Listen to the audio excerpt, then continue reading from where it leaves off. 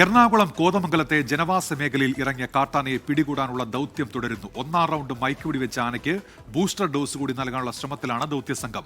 കാട്ടാനയ്ക്കൊപ്പം മറ്റാനകളുള്ളതാണ് ദൌത്യത്തിന് തിരിച്ചടിയാകുന്നത്. ലാൽകൃഷ്ണ തയ്യാറാക്കിയ റിപ്പോർട്ടിലേക്ക്.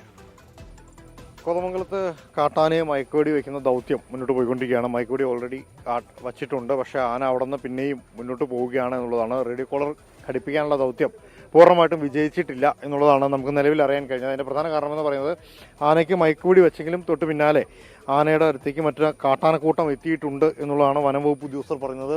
RRT സംഘത്തോടൊപ്പം വെറ്റിനറി ഡോക്ടർ ഡി ബിനോയ് അടക്കമുള്ള ആളുകൾ ആണ് നിലവിൽ ആ ദൗത്യത്തിൻ്റെ ഭാഗമായിട്ട് കാടിനകത്തേക്ക് പോയിരിക്കുന്നത്. ഇപ്പോൾ ജനപ്രതിനിധികൾ അടക്കമുള്ള ആളുകൾ ഇവിടെ എത്തിയിട്ടുണ്ട്. ജനങ്ങളുടെ ആശങ്ക ഇവരുമായിട്ട് പങ്കുവെക്കുന്നുണ്ട്. ഇടുക്കിയുടെ MP ഡീൻ കുര്യാക്കോസാണ് ഇവിടെയുള്ളത്. ഏറെ നാളായിട്ട് ഈ മേഖലയിൽ നിലനിൽക്കുന്നൊരു പ്രശ്നമാണ് കാട്ടാന എന്ന് പറയുന്നത്.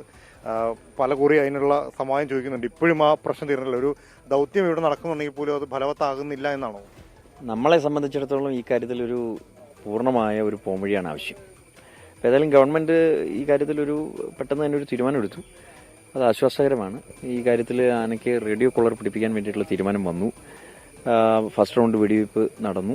ഇനി ഒരു ബൂസ്റ്റർ ഡോസ് കൂടി ചെയ്യേണ്ടി വരുമെന്നുള്ളതാണ് ടീം അംഗങ്ങളെ അറിയിച്ചിട്ടുള്ളത്. ആനയുടെ പിന്നാലെ തന്നെ അവരുണ്ട്. അധികം വൈകാതെ തന്നെ ബൂസ്റ്റർ ഡോസ് ചെയ്യും.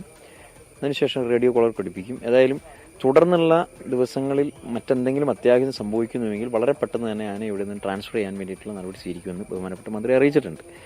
ഇപ്പോൾ ജനങ്ങളെ സംബന്ധിച്ചിടത്തോളം വർഷങ്ങളായി അനുഭവിച്ചു വരുന്ന ഒരു ബുദ്ധിമുട്ടാണ്. അക്കാര്യത്തിൽ ശാശ്വത പരിഹാരം തന്നെയാണ് വേണ്ടത്. അപ്പോൾ ആ ഒരു കാര്യത്തിൽ യുക്തമായൊരു തീരുമാനം ഉണ്ടാവുമെന്ന് നിയമസഭയിൽ തന്നെ മന്ത്രി പറഞ്ഞു. അതിനനുസരിച്ച് മുന്നോട്ട് പോകും. എത്ര വെടിവെച്ചു എന്നുള്ള പിടുത്തമുണ്ട്? ഫസ്റ്റ് റൗണ്ട് കഴിഞ്ഞു. സെക്കൻഡ് റൗണ്ട് ദാറ്റ് മീൻസ് ഒരു ബൂസ്റ്റർ ഡോസ് കൂടി ചെയ്യേണ്ടി വരുമെന്നാണ് അവർ പറഞ്ഞിട്ടുള്ളത്. ആന മൂവ് ചെയ്തുകൊണ്ടിരിക്കുകയാണ്. ആന ഉൾക്കാട്ടിലേക്ക് പോയിക്കൊണ്ടിരിക്കുകയാണ്. അത് നിലവിൽ റേഡിയോ കോളർ പിടിപ്പിക്കുന്നതിനുള്ള തടസ്സം മൂവ് ചെയ്യുന്നതാണോ അതോ മറ്റാനകളുടെ സാന്നിധ്യം? മറ്റാനകളുടെ സാന്നിധ്യം ഉണ്ടായിരുന്നു. പക്ഷേ അതൊരു ആശങ്കയായിട്ട് ഇപ്പോൾ പറയുന്നില്ല. അവരേതായാലും ഉടനെ തന്നെ ലൊക്കേറ്റ് ചെയ്ത് പെട്ടെന്ന് തന്നെ ബൂസ്റ്റർ ഡോസ് എടുക്കാനുള്ള സംവിധാനം ചെയ്യുന്നതാണ് ആ ഒരു ഫോണിൽ സംസാരിച്ച് പറഞ്ഞിട്ടുള്ളത്. ഇന്ന് തന്നെ റേഡിയോ കോളർ ഘടിപ്പിക്കാൻ പറ്റുമെന്നുള്ളതാണ് വനം വകുപ്പിന്റെ പ്രതീക്ഷ. തീർച്ചയായിട്ടും ആ ഒരു നിലയിൽ തന്നെയാണ് പറഞ്ഞിട്ടുള്ളത്.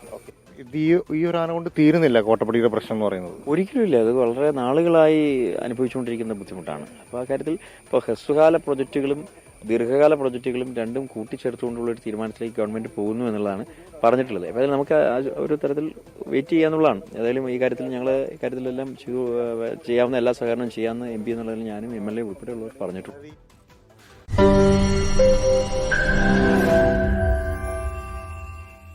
ലോകത്തെവിടെയായാലും ഏത് സമയത്തും 24 വാർത്തകളും ഓഗ്മെന്റഡ് റിയാലിറ്റി പാക്കേജുകളും എക്സ്പ്ലെയിനറുകളും വിശദമായി കാണാൻ ഞങ്ങളുടെ YouTube ചാനൽ നിങ്ങൾക്ക് സബ്സ്ക്രൈബ് ചെയ്യാം.